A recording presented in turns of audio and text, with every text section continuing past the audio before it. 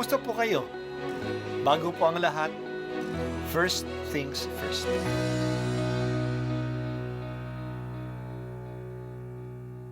Good morning po. Sinisimulan po natin ngayon ang first things first.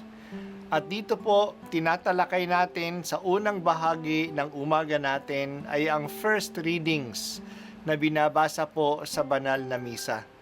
Ito pong tinatalakay natin kasi madalas po kasi marami na tayong alam tungkol sa gospel readings. Pero konti po ang nagsasalita sa first readings. Pero ang first readings, bahagi din po yan ng Biblia, ng banal na kasulatan. Kaya susubaybayan po natin ang mga first readings, basahin po natin at kuminsan kailangan ng basahin ng 2 o 3 beses bago maintindihan kasi hindi po tayo sa familiar sa mga istorya at sa mga kaisipan na tinatalakay dito. Ang pagbasa mula sa aklat ng mangangaral. Magalak ka binata sa panahon ng iyong kabataan. Gawin mo ang ibig mo at lahat ng nakaaakit sa paningin mo. Ngunit alamin mong lahat ng ito'y ipagsusulit mo sa Diyos. Iwaksi mo ang alalahanin at ang kabalisahan. Ang kabataan at kasibulan ay pawang lumilipas. Alalahanin mo ang lumikha sa iyo sa panahon ng iyong kabataan, bago dumating ang mga araw at taon na puno ng kaguluhan. Panahong hindi mo na madama ang tamis ng mabuhay. Alalahanin mo ang Diyos bago magkubli ang sikat ng araw, bago magdilim ang buwan at mga bituin, bago kalambungan na ng makapal at madilim na ulap. Alalahanin mo siya bago humina ang iyong katawan, bago manghina ang iyong mga bisig, bago mawala ang lakas ng iyong mga tuhod. Alalahanin mo siya bago mabungi ang iyong mga ngipin at bago lumabo ang iyong mga mata. Alalahanin mo nga siya bago ka mawala ng pandinig, na halos di mo marinig ang lugar ng gilingan, ang huni ng ibon at ang himig ng awitin.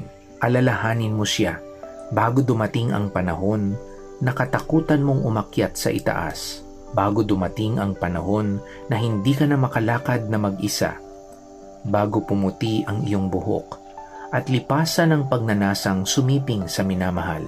Darating ang araw na tayo'y lilipat sa palagian nating tahanan at makikitang naglisaw sa lansangan ang mga nananangis. Darating ang araw na malalagot ang tanikalang pilak na nagdala sa ilawang ginto. Babagsak ito at madudurog. Darating ang araw na malalagot ang tali ng timba at ito'y babagsak at masisira. Alalahanin mo siya bago manumbalik sa lupa ang ating katawang lupa at ang espiritu ay magbalik sa Diyos na may bigay nito. Sinabi ng mangangaral, walang kabuluhan ang lahat ng bagay. Ang salita ng Diyos. Salamat sa Diyos. Ngayong araw ay kapista ni San Lorenzo Ruiz at ng kanyang mga kasamang martir sa Nagasaki, Japan. Si San Lorenzo ay ang unang santong Pilipino. Sana hikayatin niya tayo na magpakabanal. Ang biyaya ng kabanalan ay biyaya ng Diyos sa lahat. Si San Lorenzo, kaya San Lorenzo Ruiz, ipanalangin mo kami. Ang pagbasa natin ngayon ay naglalarawan ng 2 bahagi ng buhay, ang kabataan at ang katandaan. Ang payo sa mga kabataan, gawin mo na ngayon ang lahat ng ibig mo at ang lahat na nakakaakit sa iyo. Pakinabangan mo ang pagkakataon ng kabataan, ang atlakas ang sigla na mayroon ka. Pero sa paggawa nito, palagay mong alalahanin ng lahat ay pananagutan mo sa Diyos. Gawin mo ang lahat at tikman mo ang lahat na hindi mo naman ikahihiya o ikatatakot sa Diyos sa panahon ng pagsusulit. Kaya ang lahat na dapat nating tikman at gawin ay ang lahat ng mabuti at hindi anumang masama. Gawin na dapat ng kabataan ang maari nilang gawin ngayon kasi lumilipas ang panahon, pati na ang ating kabataan. Darating na ang panahon ng manghihina na ang tuhod natin. Mawawala na ang ngipin at ang ating panlasa. Manlalabo na ang mga mata. Darating ang araw na matatakot ka nang umakyat sa hagdan. Hindi ka na makakatulog ng mahimbing. Darating ang araw na aaligid-aligid na ang mga tao na nag-aabang sa pagpanaw mo. Darating ang araw na naghihiwalay na ang iyong katawang panlupa at ang iyong kaluluwa. Darating ang kamatayan. Alalahanin po natin ang Panginoong Diyos sa bawat yugto ng ating buhay, sa kabataan man o sa katandaan.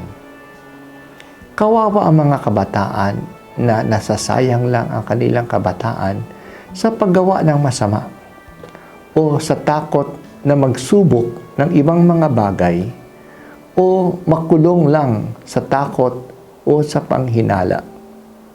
Kawawa ang mga kabataan na walang ginagawa kundi mag-browse o mag-like lang sa Facebook o sa TikTok. Dapat gamitin ang panahon ng kabataan to get many experiences and to taste life. Lasapin ang buhay, pero dapat din silang maging mapili. Huwag lasapin ang kasamaan. Baka lang masayang ang kabataan sa karamdaman, makakasakit sila, o sa pagkalumpo, o sa kulungan, o sa kamangmangan, kasi masasamang bagay ang tinikman. Kaya mahalaga ang payo na haharap tayong lahat sa pagsusuri ng Diyos. Kaya anuman ang ating gawin natin na hindi natin ikahihiya sa Diyos. Maganda din ang paglalarawan ng katandaan na sasapitin nating lahat. Hindi natin ito maiiwasan. Sana darating tayo sa ating katandaan na hindi pinagsisisihan ng ating kabataan. Hindi na natin uli maibabalik ang panahon na lumipas na. Lasapin din natin ang karanasan ng katandaan, ang panghihina ng ating tuhod at ang ating mga mata, ang pagtanggap ng tulong sa maraming bagay na hindi na natin nagagawa. Pati na ang katandaan ay isang karanasan na dapat lasapin, i-appreciate at ipagpasalamat sa Diyos. Salamat o Diyos na Ikaw ay may hawak sa aking buhay at sa mga karanasan ko sa buhay. Salamat sa iyong mga biyaya. Sorry po sa pang-aabuso ko at pagpapabaya. Umaasa ako sa magandang kinabukasan na ihahanda mo sa akin sa buhay na ito at sa kabilang buhay.